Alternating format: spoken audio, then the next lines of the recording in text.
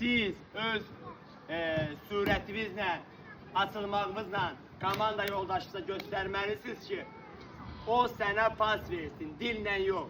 Siz atılaraq göstərməlisiniz ki, o sizə pas versin. Birinci növbədə top oradadır. Komanda yoldaşınadır. Rəqiblər, 3 rəqib, 3 komanda yoldaşı.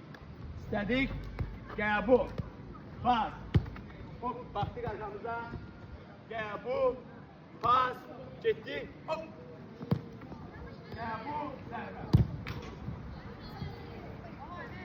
Bu, pas ora, arkama bak. Amin. Getdik, hə.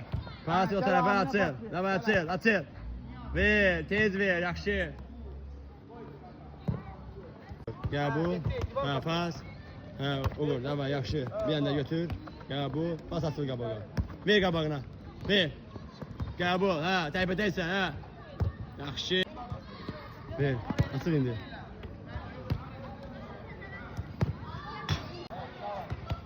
Pas, aç, arkama bak. Qəbul, pas açıl. Bir ver. Yaxşı. Pas. Yaxşı, açıl, bir yanda, hə. Qəbul, pas açıl. Qüsədə qazanya. Hoppa, zərbə.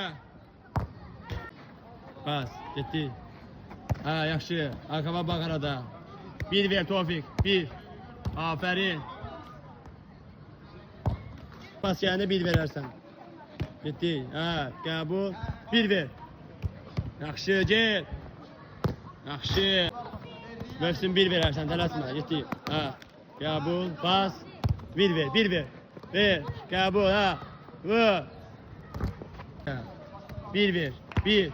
Bir. Qəbul, hə. Kələmə topu, pas ver Rıza. Hə, Rıza, indi bir ver. Bir. Yax, getdi. Rıza, hazır o. Hə, atıl. Bir. Hə, yaxşı. Vur. Tofiq bir verərsən, yaxşı. Kontrol. Getdi, pas. Hoppa, pas. Hə, bir. Hə. Hoppa, pas. Yaxınlaş, hə. Ver bir dənə də, hə. Hə, Tofiq bir verərsən. Bir qabağına. Hə, qəbul, zərbə.